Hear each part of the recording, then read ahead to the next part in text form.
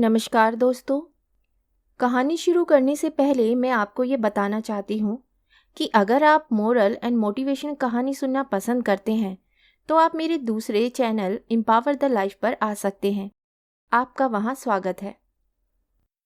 The golden stories में आपका स्वागत है। आइए सुनते हैं मुंशी प्रेमचंद की लिखी कहानी जीवन का शाप। कावस जी ने पत्र निकाला और यश कमाने लगे।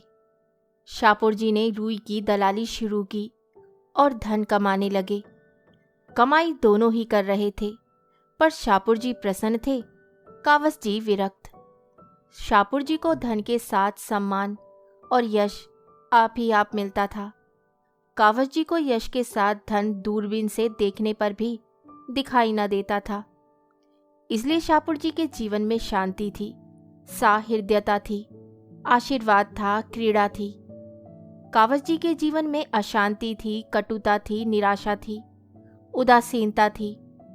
धन को तुच्छ समझने की वे बहुत चेष्टा करते थे, लेकिन प्रत्यक्ष को कैसे झुठला देते। शापुर जी के घर में विराजने वाली सौजन्य और शांति के सामने उन्हें अपने घर के कलह और फूहड़पन से घृणा होती थी।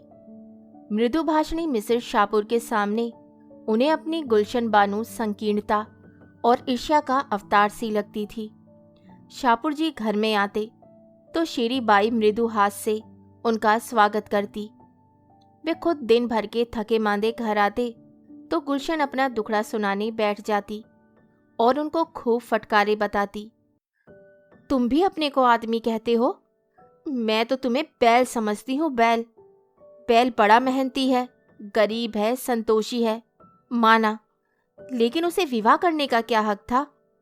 कावस जी से 1,00,000 बार ये प्रश्न किया जा चुका था कि जब तुम्हें समाचार पत्र निकालकर अपना जीवन बर्बाद करना था तो तुमने विवाह क्यों किया? क्यों मेरी जिंदगी तबाह कर दी?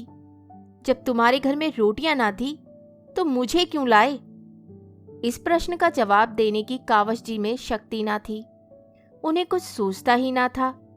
वे सचमुच अपनी गलती पर पछताते थे। एक बार बहुत तंग आकर उन्होंने कहा था, अच्छा भाई, अब तो जो होना था हो चुका, लेकिन मैं तुम्हें बांधे तो नहीं हूं। तुम्हें जो पुरुष ज्यादा सुखी रख सके उसके साथ जाकर रहो। अब मैं क्या कहूं? आमदनी नहीं बढ़ती तो मैं क्या करूं? क्या चाहती हो, जान दे दूं? इस पर गुलशन ने उनके दोनों कान पकड़कर जोर से ऐंठे और गालों पर 2 तमाचे लगाए और पैनी आंखों से काटती हुई बोली, अच्छा अच्छा, आप चौंच संभालो, नहीं तो अच्छा ना होगा। ऐसी बात मुंह से निकालते तुम्हें लाज नहीं आती? हयादार होते तो चुल्लू भर पानी में डूब मरते। उस दूसरे पुरुष के महल में आग लगा दूंगी, उसका मुंह झुलस दूंगी। तब से बेचारे कावस जी के पास इस प्रश्न का कोई जवाब ना रहा। कहाँ तो ये असंतोष और विद्रोह की ज्वाला, और कहाँ वह मधुरता और भद्रता की देवी शीरी, जो कावस जी को देखते ही फूल की तरह खिल उठती, मीठी मीठी बातें करती, चाय, मुरब्बे और फूलों से सत्कार करती और अक्सर उन्हें अपनी कार पर घर पहुंचा देती। कावस जी ने कभी मन में भी इसे स्वीकार करने का साहस नहीं किया, मगर उनके हृदय में ये लालसा छिपी हुई थी कि गुलशन की जगह शीरी होती तो उनका जीवन कितना गुलजार होता। कभी कभी गुलशन की कटुक्तियों से वे इतने दुखी हो जाते कि यमराज का आह्वान करते। घर उनके लिए कैद खाने से कम जानलेवा न था और उन्हें जब अवसर मिलता सीधे श्री के घर जाकर अपने दिल की जलन बुझा आते। एक दिन कावस जी सवेरे गुलशन से झल्लाकर शापुर जी के टेरेस में पहुंचे तो देखा श्री बानू की आंखें लाल हैं और चेहरा भर्राया हुआ है, जैसे रोकर उठी हों। कावस जी ने चिंतित होकर पूछा, आपका जी कैसा है? बुखार तो नहीं आया? श्री ने दर्द भरी आंखों से देखकर रोनी आवाज से कहा, नहीं, बुखार तो नहीं है, कम से कम देह का बुखार तो नहीं है। कावस जी इस पहेली का कुछ मतलब ना समझे। श्री ने एक क्षण मौन रहकर फिर कहा, आपको मैं अपना मित्र समझती हूँ मिस्टर कावस जी। आपसे क्या छिपाऊं? मैं इस जीवन से तंग आ गई हूँ। मैंने अब तक हृदय की आग हृदय में रखी, लेकिन ऐसा मालूम होता है कि अब उसे बाहर ना निकालूं तो मेरी हड्डियां तक जल जाएंगी। इस वक्त 8 बजे हैं, लेकिन मेरे रंगीले पिया का कहीं पता नहीं। रात को खाना खाकर वह एक मित्र से मिलने का बहाना करके घर से निकले थे और अभी तक लौटकर नहीं आए। यह आज कोई नई बात नहीं है। इधर कई महीनों से यह इनकी रोज की आदत है। मैंने आज तक आपसे कभी अपना दर्द नहीं कहा, मगर उस समय भी जब मैं हंस हंस कर आपसे बातें करती थी, मेरी आत्मा रोती रहती थी। कावस जी ने निष्कपट भाव से कहा, तुमने पूछा नहीं कहाँ रह जाते हो?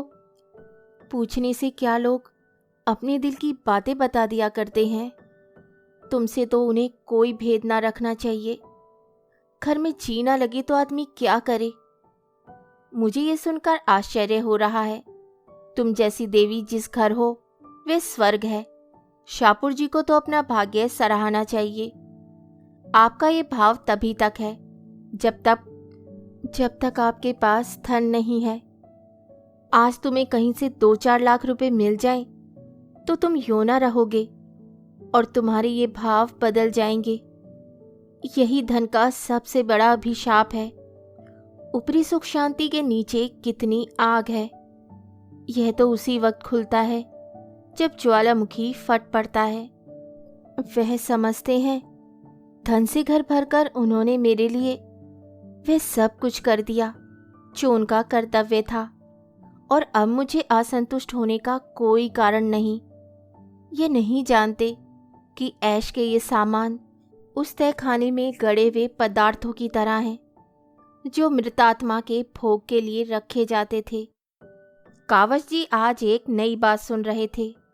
उन्हें अब तक जीवन का जो अनुभव हुआ था वह यह था कि स्त्री अंतःकरण से विलासिनी होती है। उस पर लाख प्राण वारो, उसके लिए मर ही क्यों ना मिटो, लेकिन व्यर्थ। वह केवल खरहरा नहीं चाहती, उससे कहीं ज्यादा दाना और घास चाहती है। लेकिन यह एक देवी है जो विलास की चीजों को तुच्छ समझती है और केवल मीठे स्नेह और सहवास से ही प्रसन्न रहना चाहती है। उनके मन में गुदगुदी सी उठी।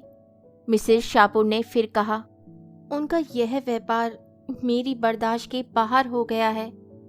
मैं इसे नहीं बर्दाश्त कर सकती मिस्टर कावस जी।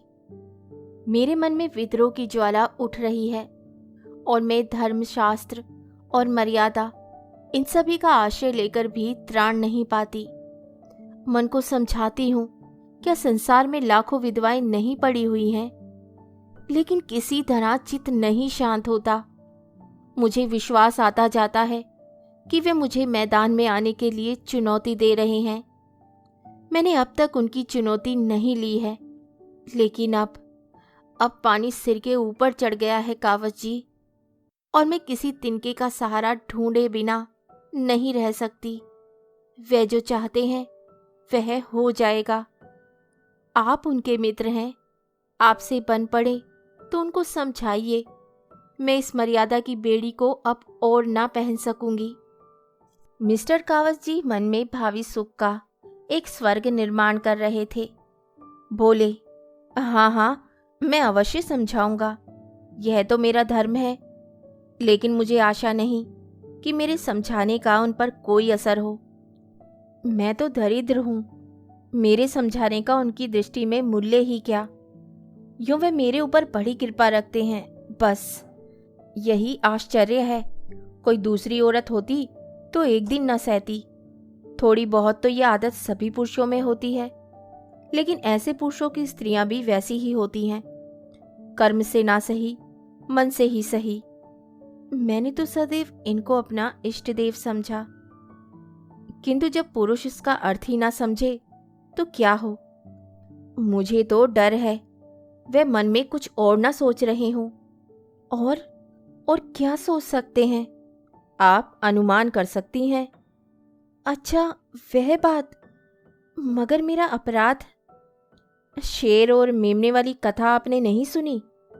मिसेस शाहपुर एकाएक चुप हो गई। सामने से शाहपुर जी की कार आती दिखाई दी। उन्होंने कावस जी को ताकीद और विनय भरी आंखों से देखा और दूसरे द्वार के कमरे से निकलकर अंदर चली गई।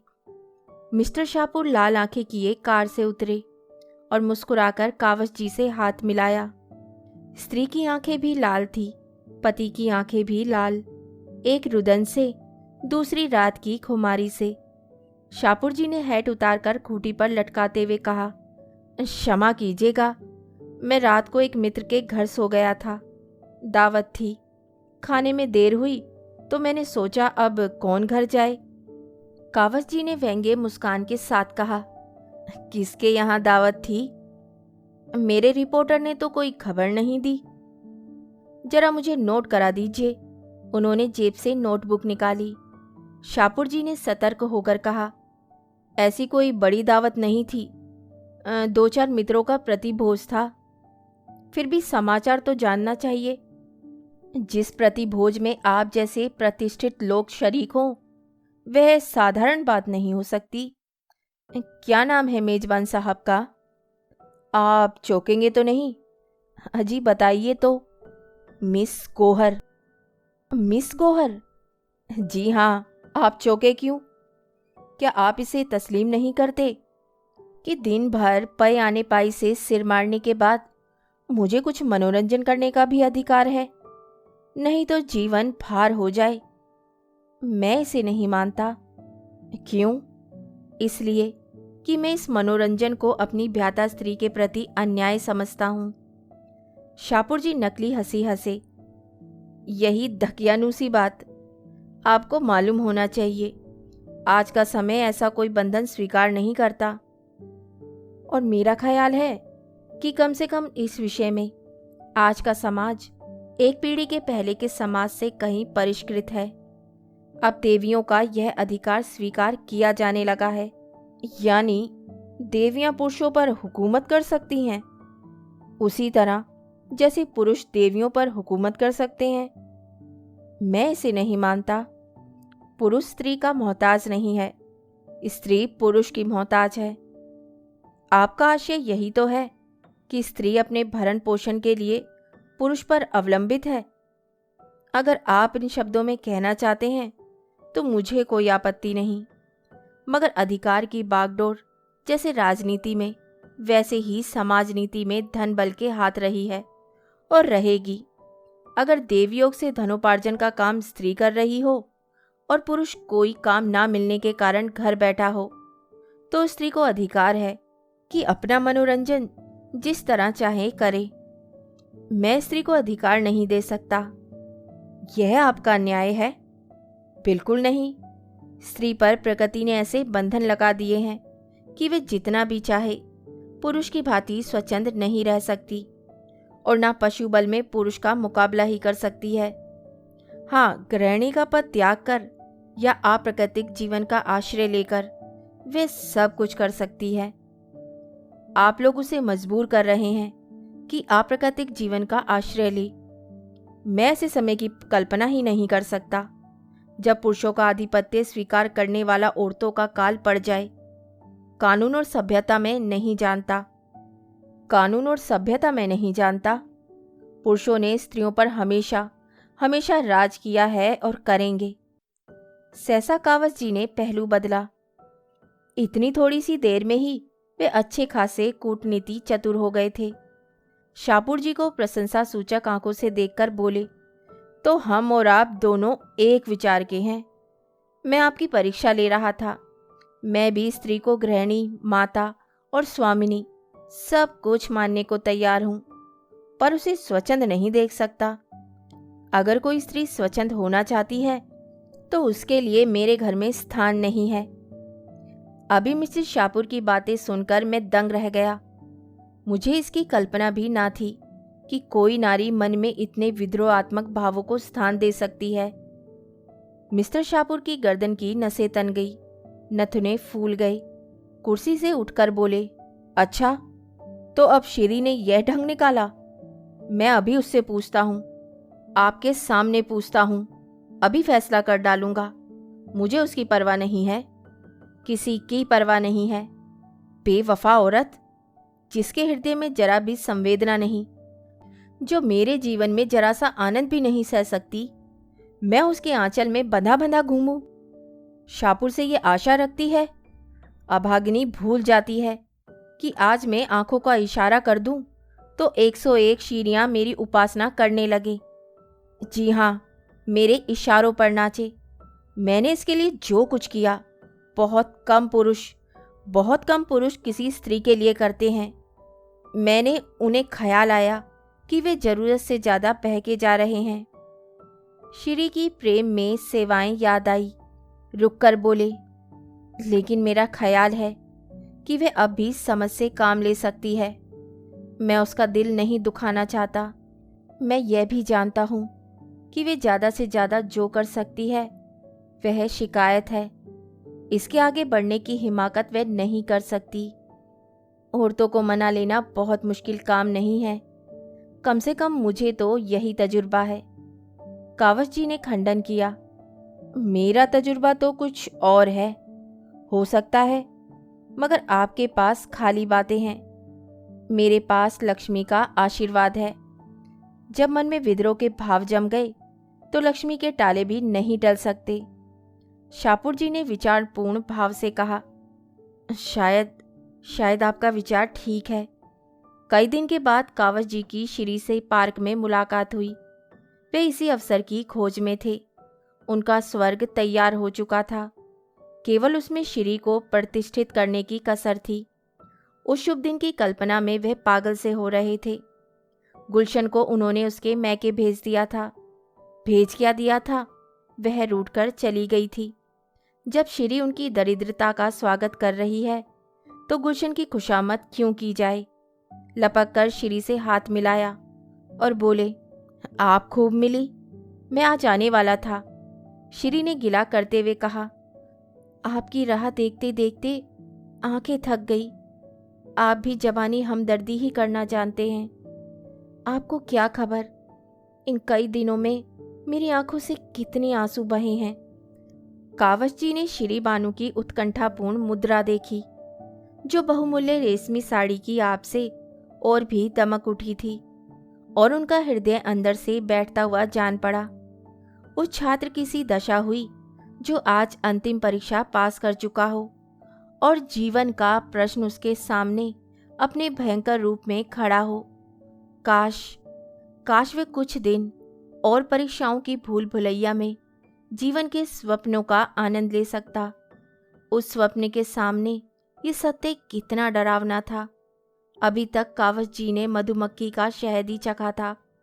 इस समय वह उनके मुख पर मंडरा रही थी और वह डर रहे थे कि कहीं डंक ना मारे। दबी हुई आवाज से बोले, मुझे ये सुनकर बड़ा दुख हुआ। मैंने तो शापुर को बहुत समझाया था। श्री ने उनका हाथ पकड़कर एक बेंच पर बिठा दिया और बोली, उन पर अब समझाने बुझाने का कोई असर ना होगा, और मुझे ही क्या गरज पड़ी है कि मैं उनके पांव सहलाती रहूं। आज मैंने निश्चय कर लिया है, अब उस घर में लौटकर ना जाऊंगी। अगर उन्हें अदालत में जलील होने का शौक है तो मुझ पर दावा करें, मैं तैयार हूं। मैं जिसके साथ नहीं रहना चाहती उसके साथ रहने के लिए ईश्वर भी मुझे मजबूर नहीं कर सकता। अदालत क्या कर सकती है? अगर तुम मुझे आश्रय दे सकते हो तो मैं तुम्हारी बनकर रहूंगी। तब तक तुम मेरे पास रहोगे। अगर तुम में इतना आत्मबल नहीं है तो मेरे लिए दूसरे द्वार खुल जाएंगे। अब साफ साफ बतलाओ, क्या वे सारी सहानुभूति जबानी थी? कावस जी ने कलेजा मजबूत करके कहा, नहीं श्री, खुदा जानता है मुझे तुमसे कितना प्रेम है। तुम्हारे लिए मेरे हृदय में स्थान है। मगर गुलशन को क्या करोगे? मैं उसे तलाक दे दूंगा। हाँ, यही मैं भी चाहती हूँ। तो मैं तुम्हारे साथ चलूंगी, अभी इसी दम। शापुर से अब मेरा कोई संबंध नहीं है। कावस जी को अपने दिल में कंपन का अनुभव हुआ। बोले, लेकिन अभी तो वहां कोई तैयारी नहीं है।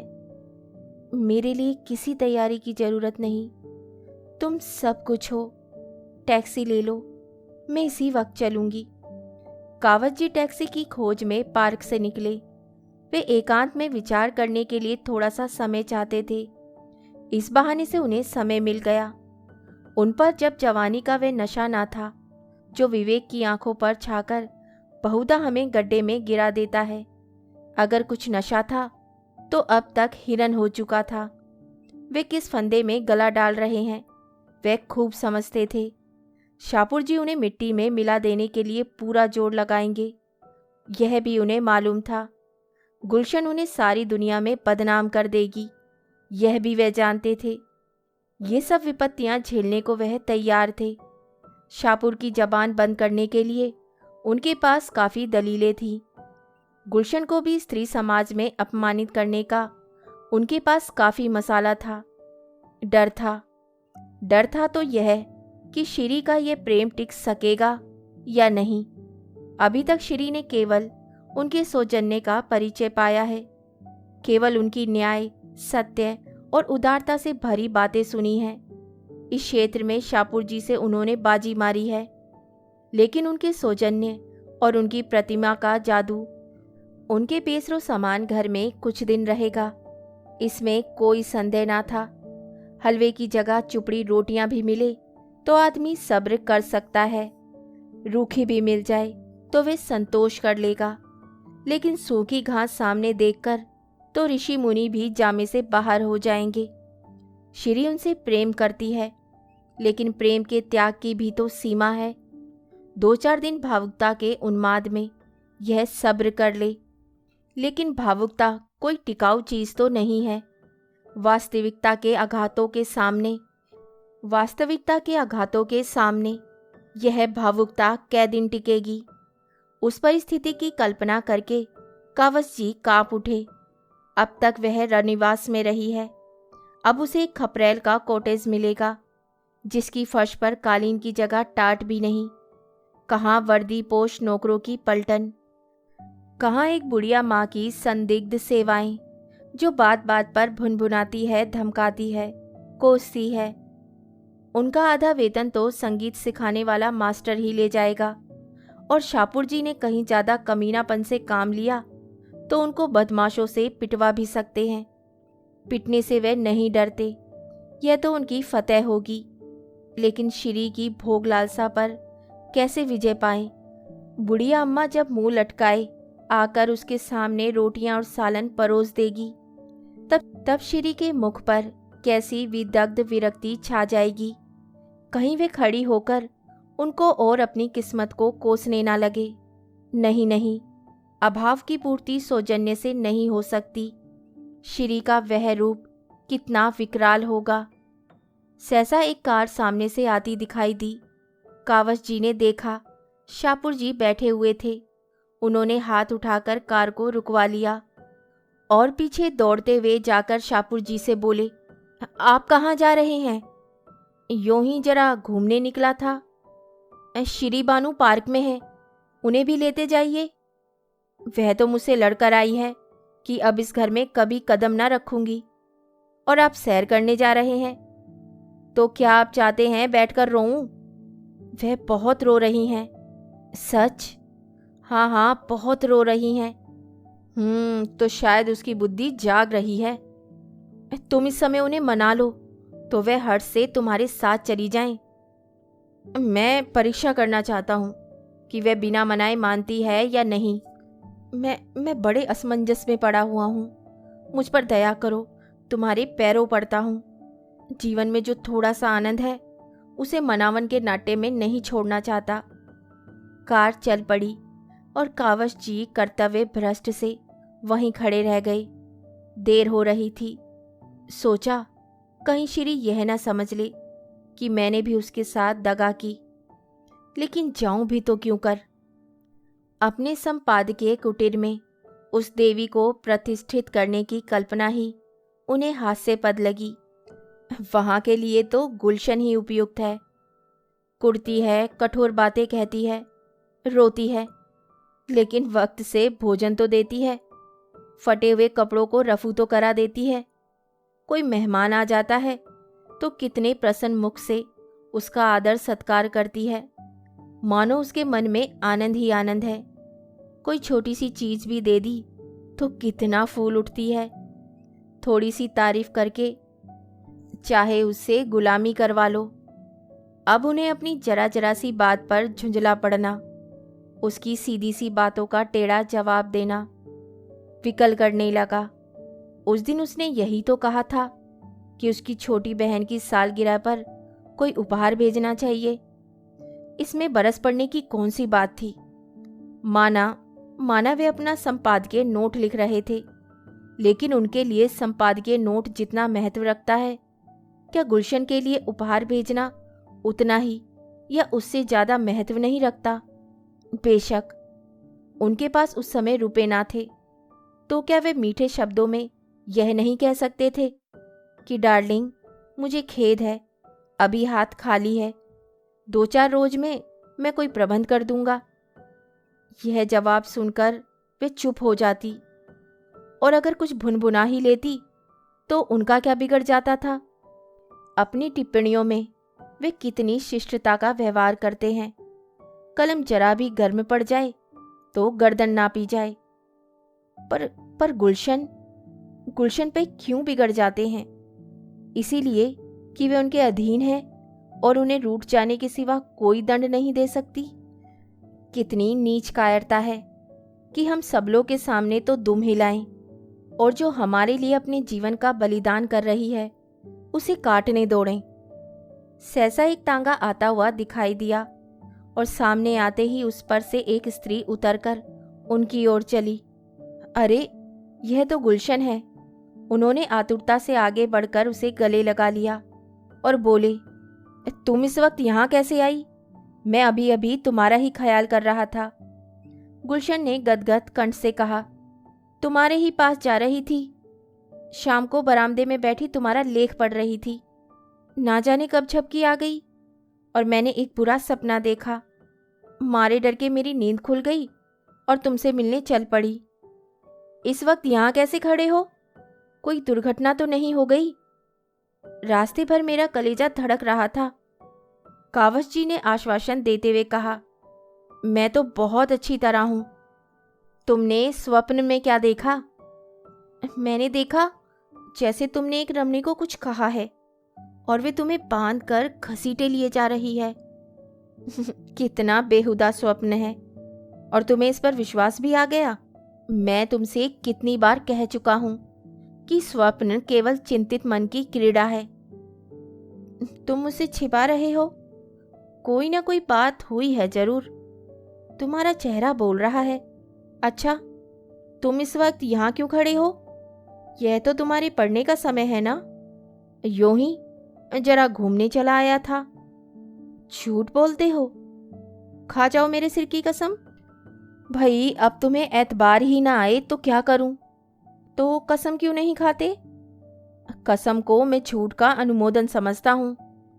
गुलशन ने फिर उनके मुख पर तीव्र दृष्टि डाली, फिर एक क्षण के बाद बोली, अच्छा, अच्छी बात है।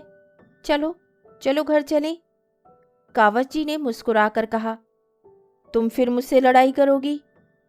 सरकार से लड़कर भी तो तुम सरकार की अमलदारी में रहते हो कि नहीं? मैं भी तुमसे लड़ूंगी, मगर तुम्हारे साथ रहूंगी।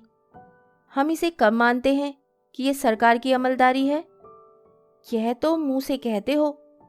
तुम्हारा रोआ रोआ इसे स्वीकार करता है। नहीं तो तुम इस वक्त जेल में होते। अच्छा, चलो, मैं थोड़ी देर में आता हूं। मैं अकेली नहीं जाने की।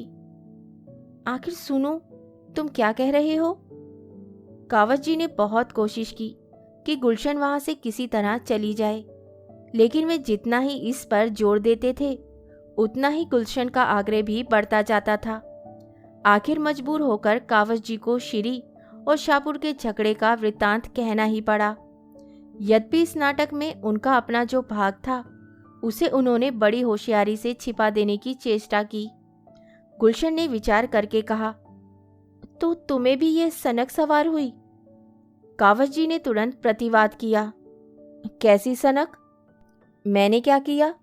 अब यह तो इंसानियत नहीं है कि एक मित्र की स्त्री मेरी सहायता मांगे और मैं बगले झांकने लगूं। झूठ बोलने के लिए बड़ी अकल की जरूरत होती है प्यारे, और वह तुम में नहीं है, समझे? चुपके से जाकर शिरुबानु को सलाम करो और कहो कि आराम से अपने घर में बैठे। सुख कभी संपूर्ण नहीं मिलता। विधि इतना घोर पक्षपात नहीं कर सकता। गुलाब में कांटे होते ही हैं। अगर सुख भोगना है तो उसे उसके दोषों के साथ भोगना पड़ेगा। अभी विज्ञान ने कोई ऐसा उपाय नहीं निकाला कि हम सुख के कांटों को अलग कर सकें। मुफ्त का माल उड़ाने वालों को अय्याशी के सिवा और सूझेगी क्या? अगर धन सारी दुनिया का विलास ना मोल लेना चाहे तो वे धन ही कैसा? अरे, श्री के लिए भी क्या वेद द्वार नहीं खुले हैं जो शापुर जी के लिए खुले हैं? उससे कहो शापुर के घर में रहे, उनके धन को भोगे और भूल जाए कि वे शापुर की स्त्री है, उसी तरह जैसे शापुर भूल गया है कि वे श्री का पति है। चलना और कुड़ना छोड़कर विलास का आनंद लूटे। उसका धन एक से एक रूपवान विद्वान नवयुवकों को खींच लाएगा। तुमने ही एक बार मुझसे कहा था कि एक जमाने में फ्रांस में धनवान विलासिनी महिलाओं का समाज पर आधिपत्य था। उनके पति सब कुछ देखते थे और मुंह खोलने का साहस न करते थे, और मुंह क्या खोलते, वे खुद इस धुन में मस्त थे। यही धन का प्रसाद है।